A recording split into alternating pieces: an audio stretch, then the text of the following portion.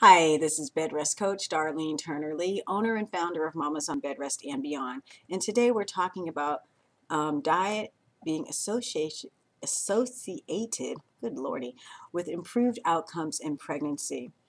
What we have been finding and noticing, not we, but the kind of global we in the medical community, is that women are gaining too much weight during pregnancy, and this is creating increased risk for certain adverse outcomes.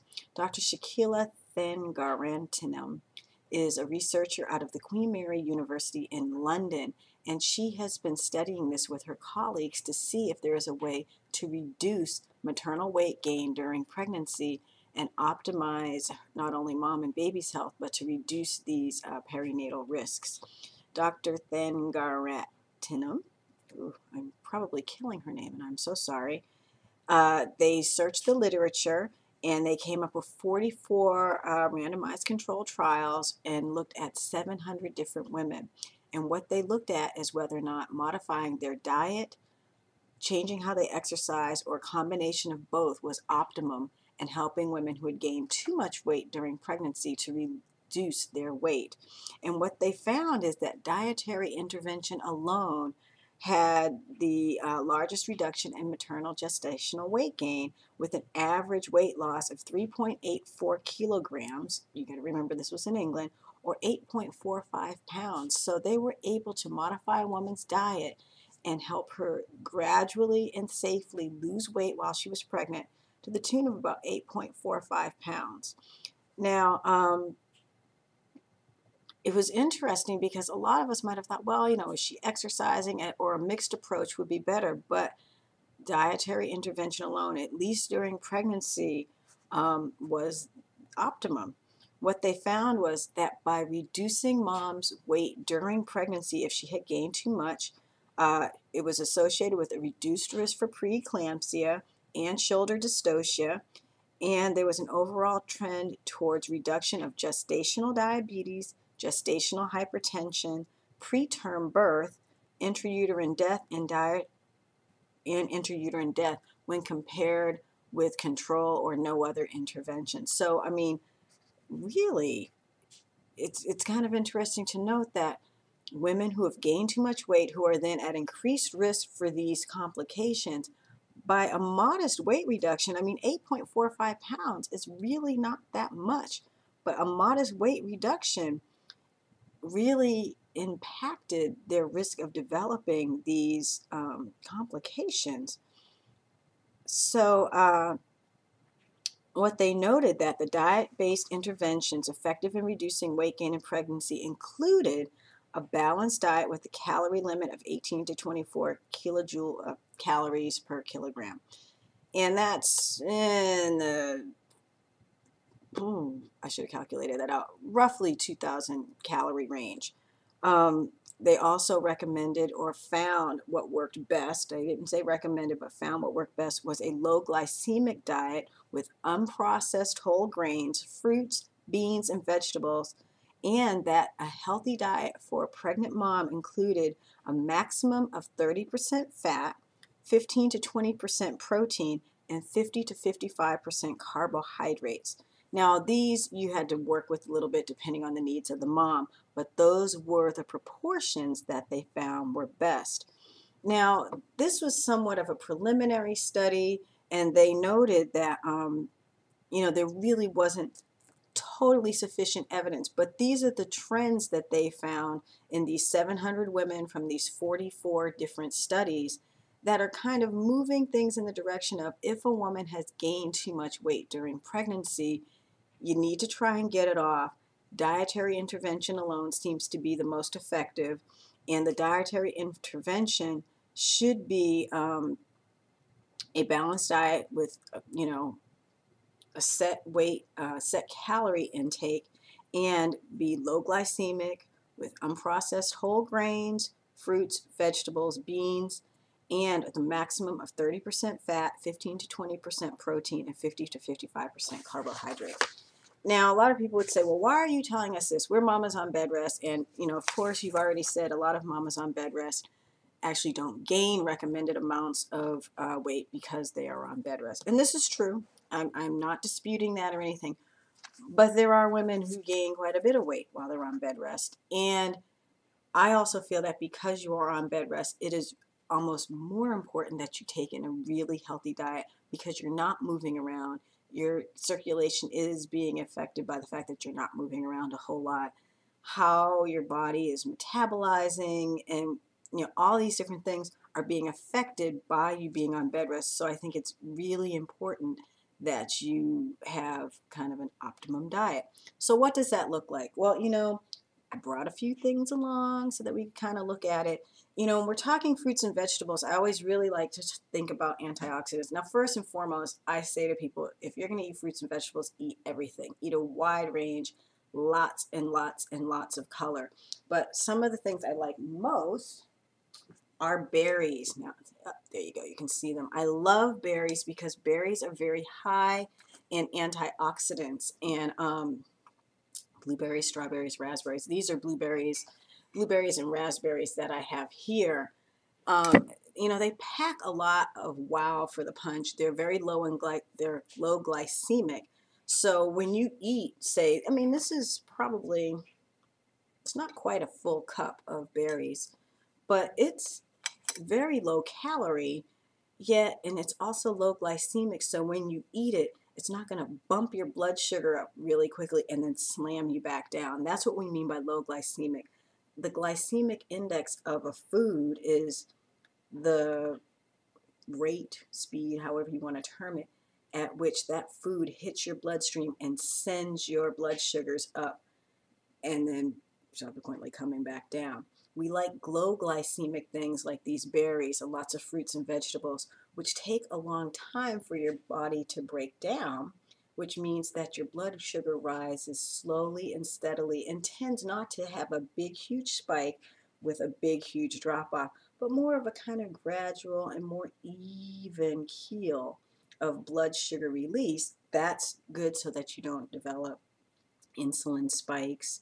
And when you have a lot of really high, quick blood sugar spikes, sometimes that sugar gets stored quickly as fat. So, we can go into that in another talk, but suffice it to say, low glycemic things keep your blood sugar at more steady levels and don't provide the big bump in blood sugar as well as a big bump in insulin. So those are fruits. Now again, for example, bananas are higher glycemic fruit, yet they have a lot of really good other properties, lots of fiber. They're a good boost. If you're really hungry, you can kind of squelch your hunger pretty quickly. So, you got to weigh it. I love bananas. I say eat bananas. They've got a lot of potassium, which is a good mineral for your body, especially if you're getting leg cramps and things. But, berries, excellent. Bananas, excellent. Some people say, well, you should stay away from the tropicals, which are like bananas, pineapples, mangoes, papaya. But again, these fruits are so high in fiber and natural sugars that they are really good for the body. Now, of course, you don't want to overdo them, but again, I'm all for the fruit. I'm also a huge fan of quick veggies and things that you can have. Now, you're on bed rest. You can't go kind of making your own snacks, or you shouldn't be going making your own snacks in the kitchen. So this is something I just started doing when I had my children, but it also works good for bed rest. Have little small containers of things. These are baby carrots, where you can just have them. You can have them in individual packages like this. You can have them in individual little snack sandwich baggies, or you can just have the bag. I didn't even peel these. They come like this in the store now. Great, wonderful baby carrots. Something that I am a huge fan of now, and I'm not saying that you have to eat this stuff, but huge, huge fan is my favorite friend here, kale. I love kale. I've actually started having mostly kale salads.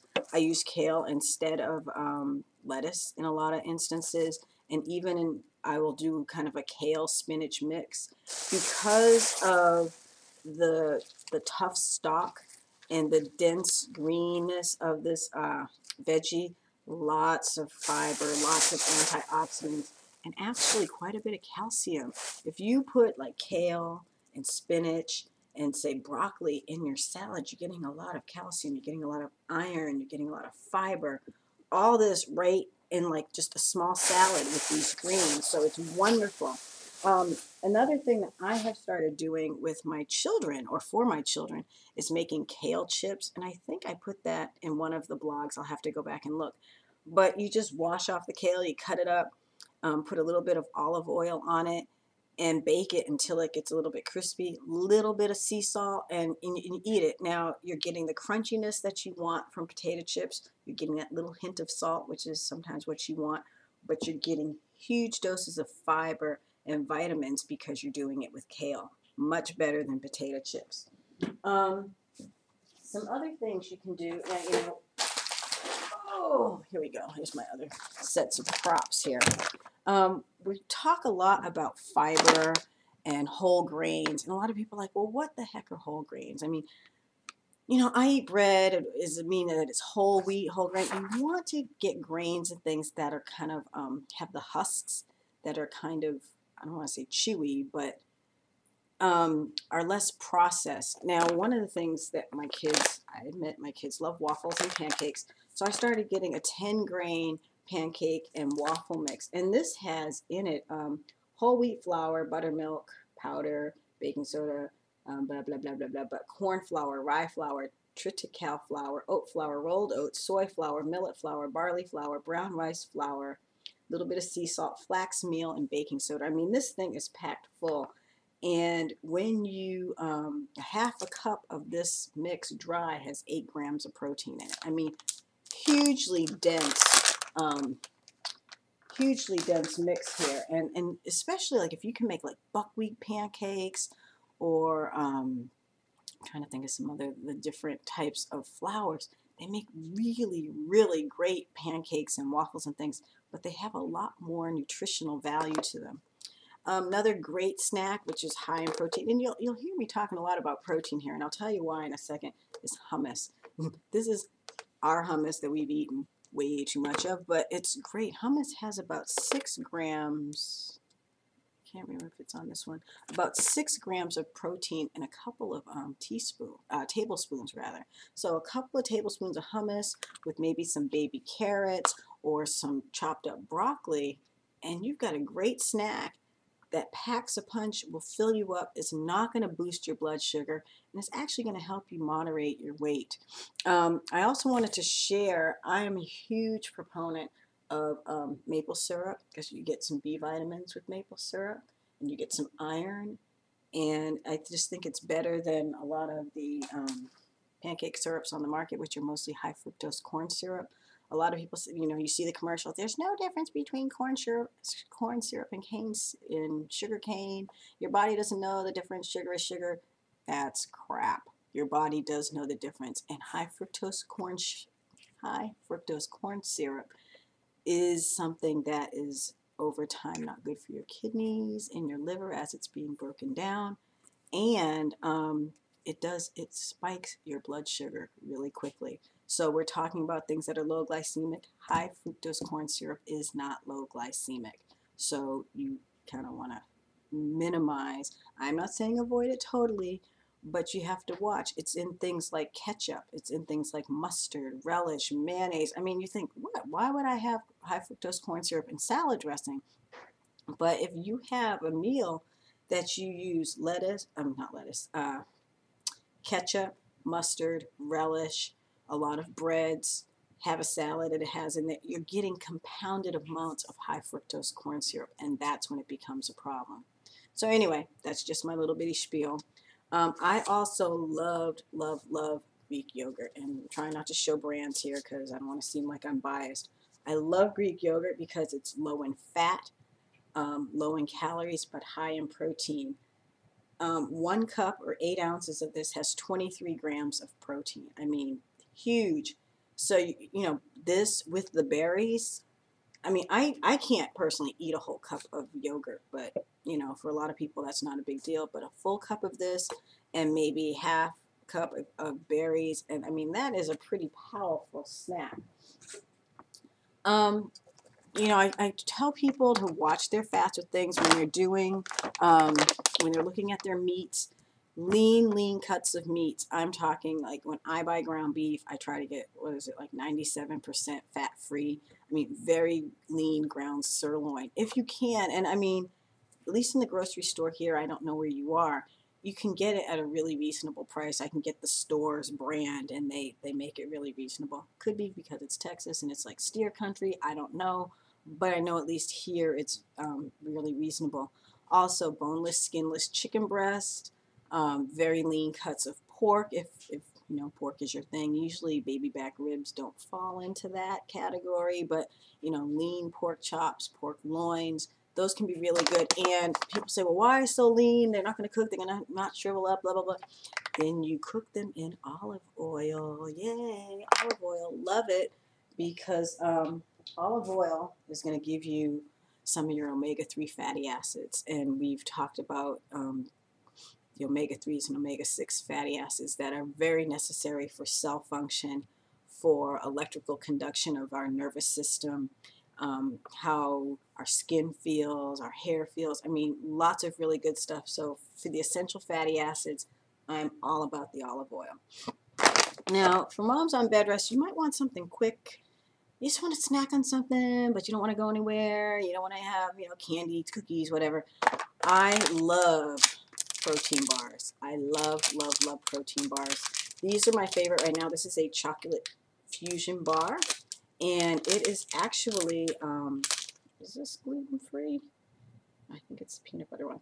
But actually it may be gluten-free. I'd have to look at that one. But and it also has 12 grams of protein. And this little bar, 150 calories. So you get a little, feeling a little low during the day.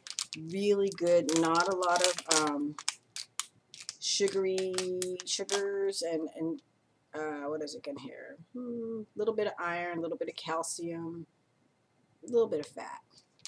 But overall, like if you need a little quick boost, protein bars are great because for the calories, you can get a lot of good nutrition without a lot of fat and a lot of sugars. But do read the back because not all protein bars are created equal, and some do have a lot of fat, a lot of sugar in them. Finally, and I don't necessarily recommend meal replacement for mamas on bed rest, but I do feel like it is a really good thing to keep protein shakes around. And here is protein shake that I use, a Nutri-Meal Dutch chocolate. Love it. I actually use it as a meal replacement. Oftentimes I will have a shake in the morning, and this is like my blender bottle. It's got a little whisk in it. Put water in it, put the mix in it, shake it up, you're good to go. I don't recommend that for pregnant women, but like if you're during the day and you need a little lift, rather than grabbing for a soda, rather than grabbing for, you know, a cookie or something like that, have a protein shake. It'll curb your hunger. It'll give you some protein. This, in fact, is low glycemic, very healthy.